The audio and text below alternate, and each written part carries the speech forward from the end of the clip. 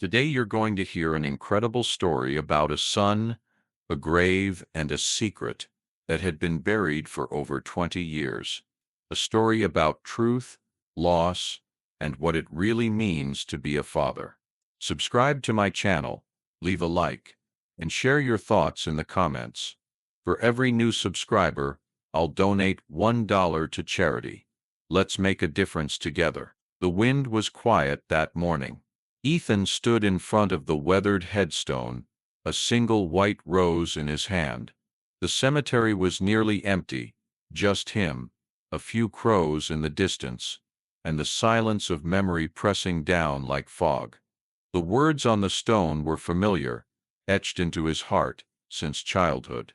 Captain Daniel Cole, 1971, 2003, Father, forever missed. 22 years.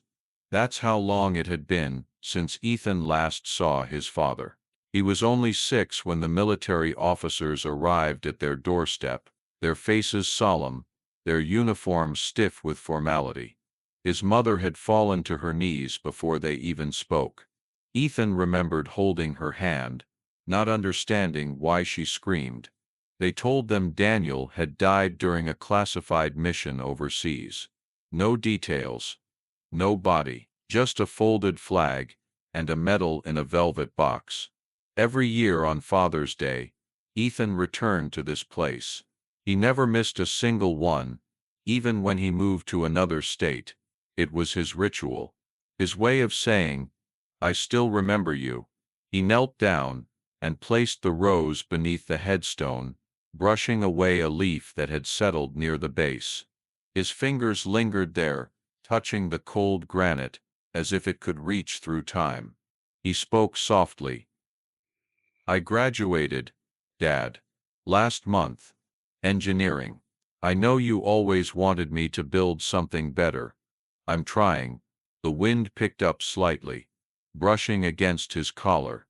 He smiled faintly. "Mom still cries sometimes. At night. She tries to hide it, but I hear her." His voice trembled now. I wish I could ask you things. Like how to be a man, how to forgive, how to not feel angry all the time." He paused, glancing around the empty rows of headstones. The world felt still, sacred. "You were a hero. They told us that, but they never told us what really happened. And maybe, I don't want to know. Or maybe I do." He stood up, dusted off his jeans. He took a breath, and looked out toward the hills beyond the cemetery. The sky was pale blue, thin clouds drifting lazily. Then he heard it. Footsteps. Slow, purposeful, coming from behind. He turned around. A man stood at the edge of the path. Tall, broad shoulders, wearing a faded military jacket, chest full of medals that had long lost their shine. His face was deeply lined, beard salt and pepper, but his posture was rigid, the kind you never unlearn. The man spoke. "Are you Ethan Cole?" Ethan hesitated, his throat dry. "Yeah." "Who? Who are you?" The man took off his cap, held it to his chest. His eyes were gray and serious, but not unkind. "My name's Samuel. I served with your father. He was my brother." Ethan froze. "What?" I said. "I'm Daniel's brother. Your uncle."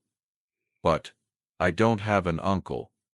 My mom said he was an only child. She lied. Son. And it's time you knew the truth." The words hung in the air like thunder. Ethan stared at the man, his mind struggling to catch up with what he had just heard. "You're lying," he said, taking a cautious step back. "My dad didn't have a brother. My mom would have told me." Samuel didn't flinch.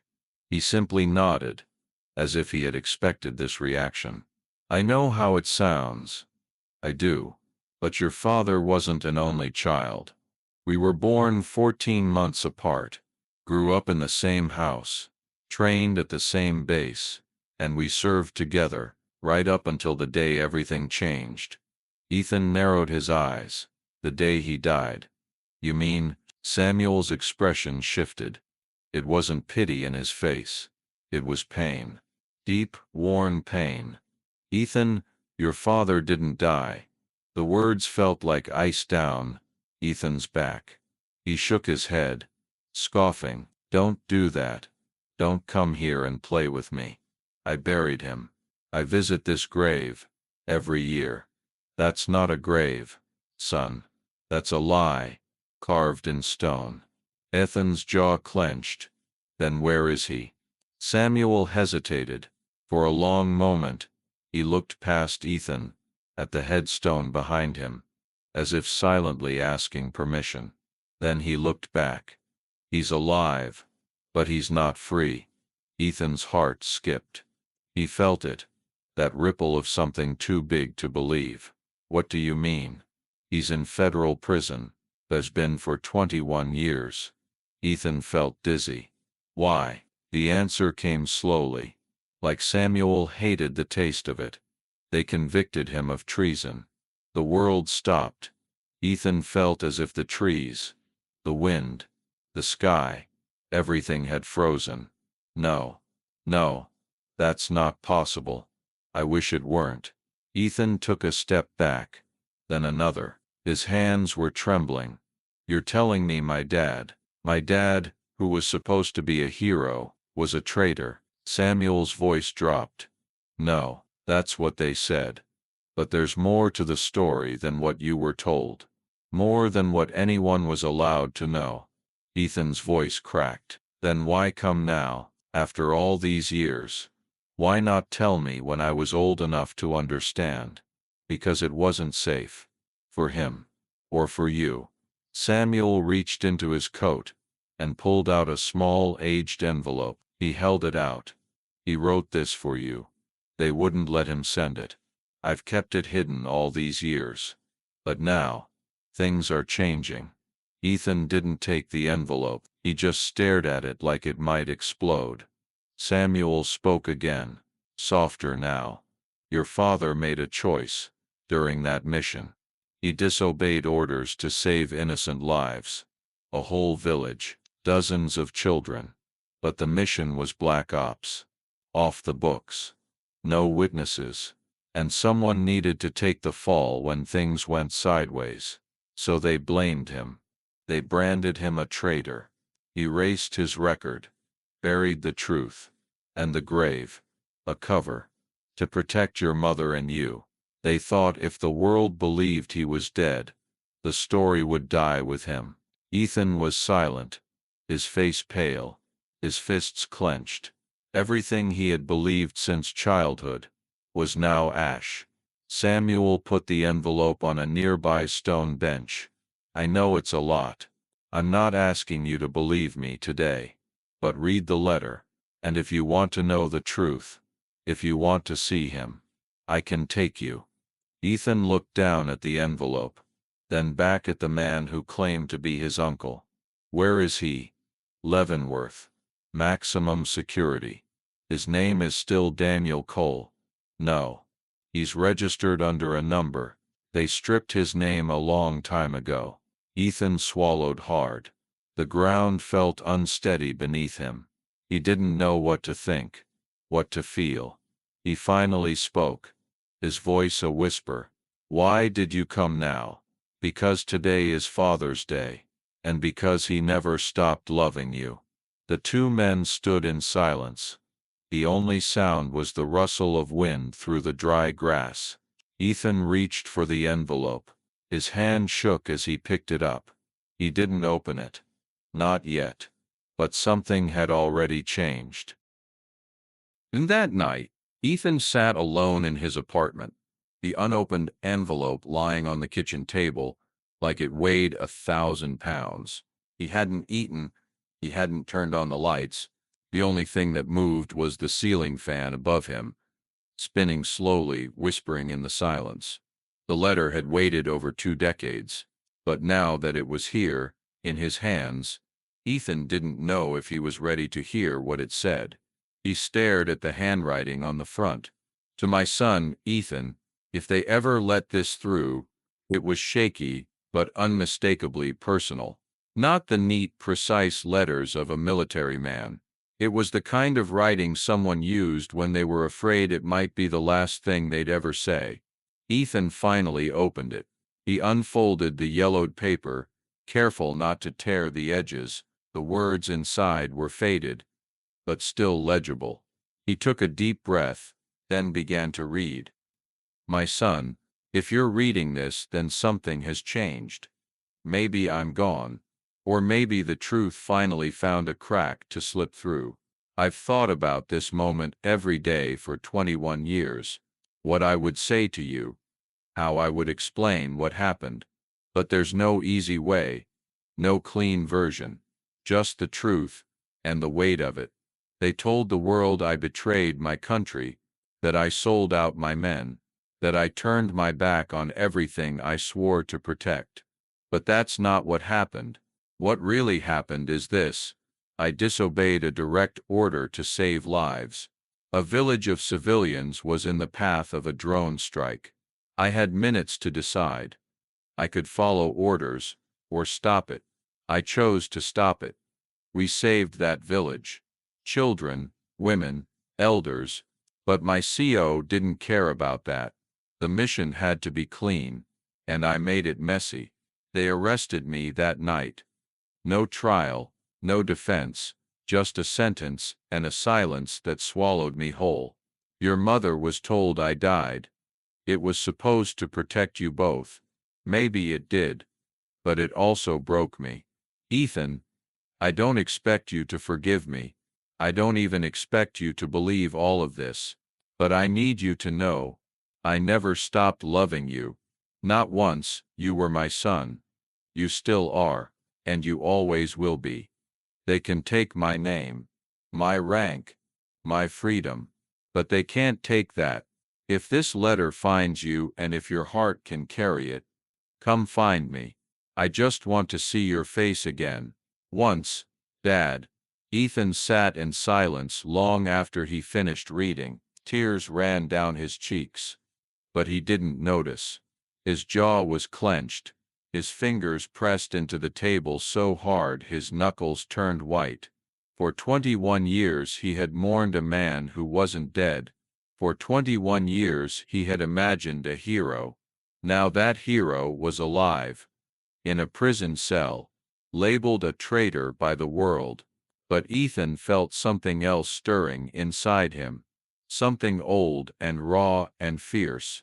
Not hate. Not even sadness. A need to know, to see, to look him in the eyes and ask, why didn't you fight? Why didn't you come back? Why did you let me think you were gone? He folded the letter slowly, placed it back in the envelope, and stood up. The decision had already been made. The next morning, he packed a small bag, printed the directions, and drove north. His GPS didn't show the full destination, only the last town before the signal faded. Beyond that, it was just coordinates. Samuel had written them by hand. Leavenworth Federal Prison was a fortress. Concrete and steel, cameras on every wall, and somewhere inside, behind those walls, was the man Ethan had loved, hated, and mourned for most of his life. He stood in the waiting area, heart pounding. The guards asked for his name, scanned his ID, and searched his bag. No phones, no metal, no emotion allowed past the gate. A buzzer sounded. One of the guards looked at him. You're here for inmate 38291. Ethan nodded. He's expecting you. The heavy doors opened, and Ethan walked forward, not as a son visiting a father, but as a man searching for the truth. The room smelled of bleach and old air. Ethan sat on one side of a thick plexiglass divider, his hands folded tightly on the cold metal table in front of him. He hadn't spoken since entering the room. The guard had told him to wait, that the inmate would arrive in a few minutes. His heart pounded like a war drum. And then, the door opened. Two guards entered first, their expressions blank. Behind them walked a man in a faded orange jumpsuit, shackled at the wrists and ankles. Gray hair, trimmed close, the beard neatly kept. Shoulders broad, but his back slightly stooped. Ethan recognized him instantly. Even after all those years, even under the weight of time, concrete and shame, Daniel Cole looked up and locked eyes with his son. He stopped mid-step. For a second the room held its breath.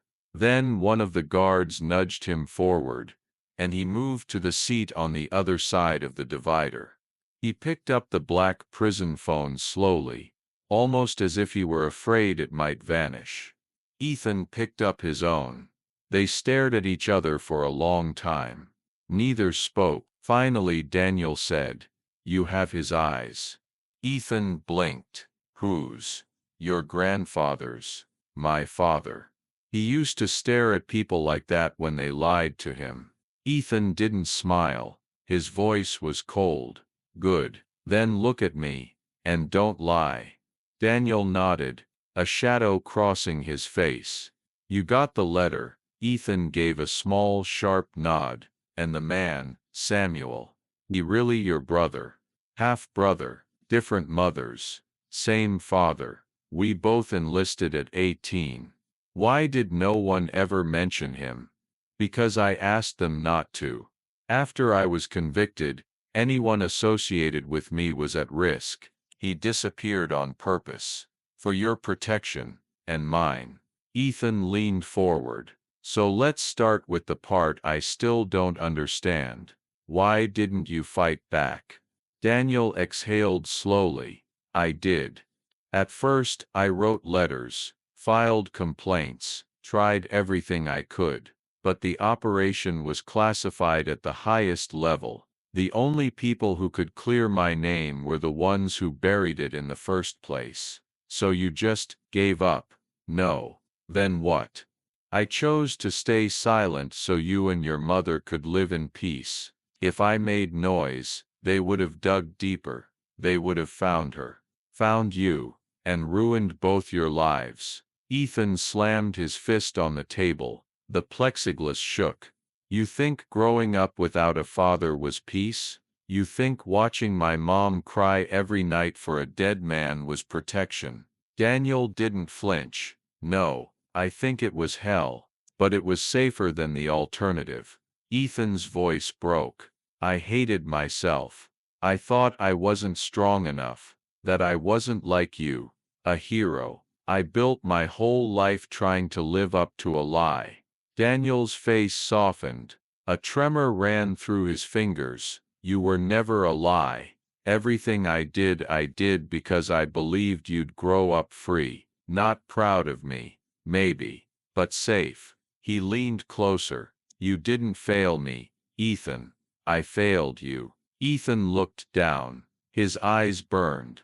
"I needed you, and you weren't there." Daniel's voice dropped to a whisper. "I know, and I can never get that time back. I don't expect your forgiveness." A silence fell between them, heavy, unbreathable. Then Ethan asked, "Why, now?" "Because the truth is starting to leak." Whispers.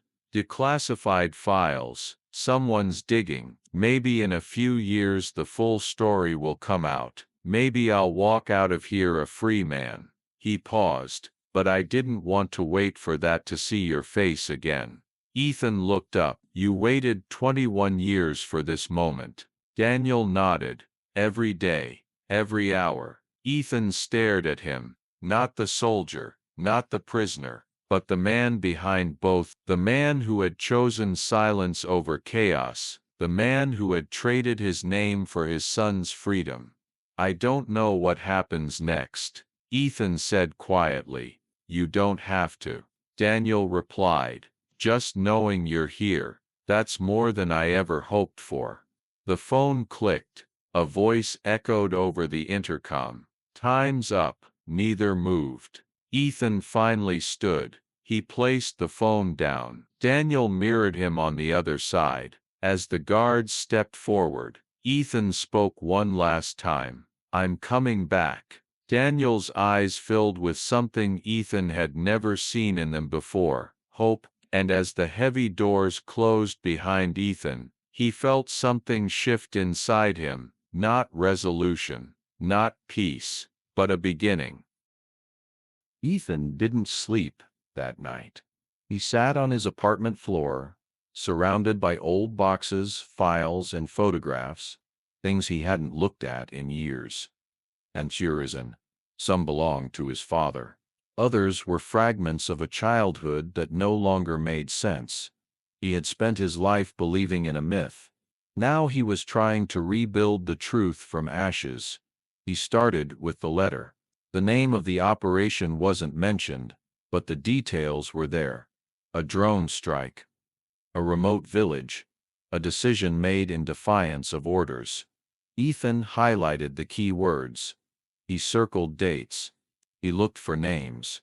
Then he opened his laptop and dove deep. Government records. Declassified missions. Testimonies from veterans forums, blogs, archives. Anything with a whiff of that time and place. But official records were vague. Redacted, too clean. That's when he remembered something his father had said during their prison visit. Someone's digging. Maybe it wasn't just a rumor. He posted a discreet message on a veterans discussion board, looking for anyone stationed in Kandahar, summer of 2004, especially involving evacuation orders before an unscheduled drone strike. Please DM. It's personal. He didn't expect much. But the next morning, he had 3 messages. One was junk. One was a maybe. And one from a user named LT Hunter76 made his pulse race. "You asking about the operation that never happened? I was there. I saw what he did. They called him a traitor. He saved 48 people, including me." Ethan's fingers flew across the keyboard. "Can we talk, please? It's about my father. Daniel Cole." There was a pause. Then a reply. "Meet me in person. No emails. No calls. You're being watched. A time. A diner. Outside Kansas City." Ethan was already packing before the message finished loading. The diner was small and quiet. Vinyl booths. Dusty blinds, the kind of place nobody cared about, which made it perfect. Ethan sat in the corner booth, coffee untouched. A man walked in wearing a ball cap and limp from an old injury. Late 40s, military eyes. He looked around, spotted Ethan, and walked over. "You're the kid?" Ethan nodded. Hunter slid into the booth across from him. "You look like him." They were quiet. A moment. Then Ethan said, "You said you were there." Hunter took off his cap, ran a hand through thinning hair. "Kandahar. Summer of '04. I was part of Recon Echo. We were doing drone support. I was in the command trailer when it happened." Ethan leaned forward. "Tell me." Hunter exhaled. "Orders came down fast. Classified coordinates. We were told the village was harboring hostiles, but Cole had boots on the ground. His unit saw kids, families. No weapons. Just civilians. He radioed in, told command to abort. They said proceed, so Cole blocked the signal. Physically damaged the uplink so the drone couldn't fire. That's when everything went to hell. He saved the village. Yeah. I saw the aftermath. There were kids playing soccer minutes before the drone was set to strike. One of our pilots nearly quit over it. So why was he blamed?" Hunter's eyes darkened. "Because he embarrassed them. Because he disobeyed.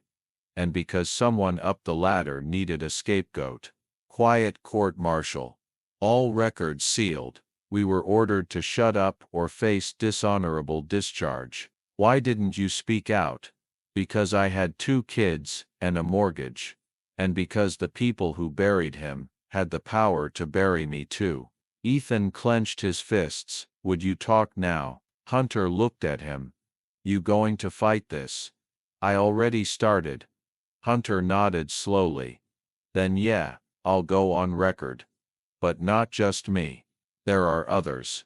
Guys who were there. We've been quiet too long. Ethan stood, heart pounding. Then let's make noise. That night, Ethan began collecting testimonies. Statements. Anything that could form a case. He opened a new folder on his laptop. Operation Redemption. He knew it wouldn't be easy. But he also knew this, his father wasn't a traitor. And soon, the world would know it too. Ethan's phone rang at 2:37 a.m. Unknown number. He almost ignored it. But something in his gut told him not to. He answered. A voice, low and tight. You need to stop what you're doing. Cheklovsov. You need to stop what you're doing. Now. Then the line went dead. He stared at the phone, his heart pounding. That was the 3rd call this week. The threats were no longer subtle. Emails had gone missing. One of his veteran sources, a man who had agreed to testify, suddenly ghosted him. Another messaged, can't talk. They came to my house. Ethan felt the walls closing in. He wasn't just poking the bear anymore. He was dragging it into the light. 2 days later, he received an email from a woman named Claire Alden. Subject. I know about Cole. We should talk. He opened it cautiously. I'm a reporter with the Ledger. I've been digging into sealed military records for months. Daniel Cole's name keeps popping up, so does yours. I don't want a story. I want the truth. And I think you do too. Meet me, tomorrow. No cameras. No notebooks. Just 2 people trying to fix something broken. She attached a public meeting spot. A library cafe downtown. Ethan hesitated. But then he typed one word. Okay. Claire was in her late 30s, sharp eyes behind tortoiseshell glasses, trench coat folded neatly over the back of her chair. She didn't smile when he arrived. She just nodded and slid a folder toward him. I found this in an FOIA request. Took me 5 rejections and 1 very persistent intern. Inside were half-redacted transcripts, communications between top-level officers from 2004. Ethan scanned them. His eyes caught a line.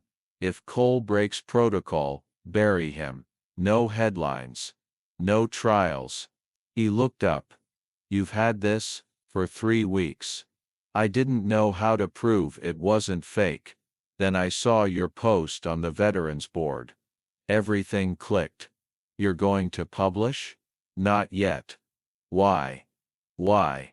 Because if I do now, they'll destroy you before they admit anything. But if we push carefully, build momentum, go public with witnesses, documents, pressure the right people, they won't have a choice. Ethan exhaled. I'm not a politician. I'm not a journalist. I'm just trying to fix what they broke. Claire met his eyes. Good. Then we're the same.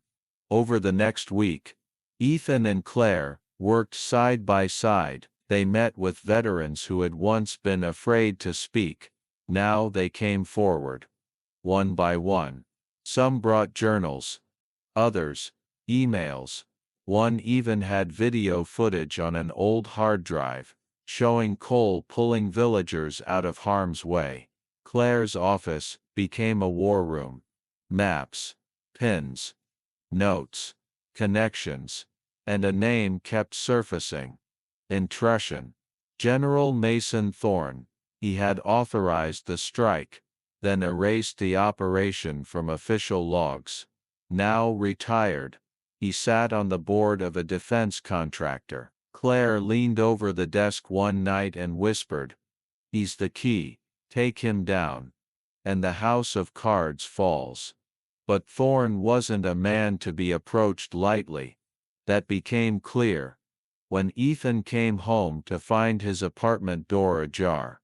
Nothing stolen, just shifted. A warning. The next morning, Claire called, her voice shaken. "They followed me. Two guys in suits. I lost them near the subway.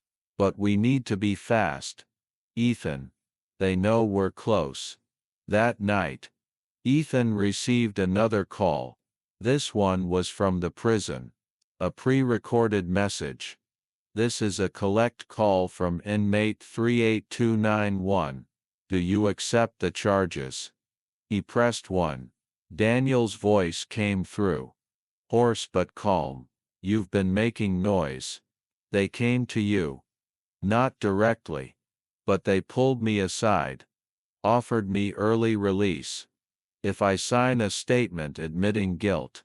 Ethan's breath caught. "And I told them to go to hell." A long silence. Then Ethan said, "Hold on. Just a little longer. I have people, a journalist, witnesses. We're close." Daniel chuckled softly. "You sound like a soldier." "No. I sound like a son." With son. That same week, Claire set up a quiet meeting with a senator from the Armed Services Committee. A woman with a reputation for going after cover-ups. Ethan handed her the folder. Transcripts. Testimonies. Footage. She flipped through it. Her face unreadable. When she looked up, she simply said, "This will burn careers." Claire leaned in. "Then let it burn." The senator closed the folder. "You'll have your hearing. 1 week. Closed doors. For now. But if what you say holds up, we go public." Ethan walked out of that meeting into the evening light. His chest was tight. His hands shook. The fight wasn't over. But the silence was breaking. And the world was about to hear Daniel Cole's name. Not as a traitor, but as a man who stood for what was right. The hearing was held in a private chamber. Behind closed doors. With no cameras. No reporters. Just a row of sharp-eyed committee members. A court stenographer. And the buzz of politics in the air. Ethan sat next to Claire. She looked calm. He didn't. They had prepared for this for weeks. Across the room sat General Mason Thorne. Flanked by lawyers. His face was stone. A monument to decades of silence and control. Daniel Cole was brought in last. Still in his orange jumpsuit. Still shackled. He didn't speak. He didn't look at anyone. Just sat down. Hands folded. The chairwoman cleared her throat. "We are here to review the sealed case of former Captain Daniel Cole, convicted of treason in 2004. New evidence has come to light. This is not a trial. It is a review. A reconsideration." She gestured to Ethan. "Please proceed." Ethan stood. Legs shaking. He spoke slowly. At first. Then with growing fire. He presented the testimonies. The communications. The footage of the village. The names of soldiers saved. He read the words from the intercepted message.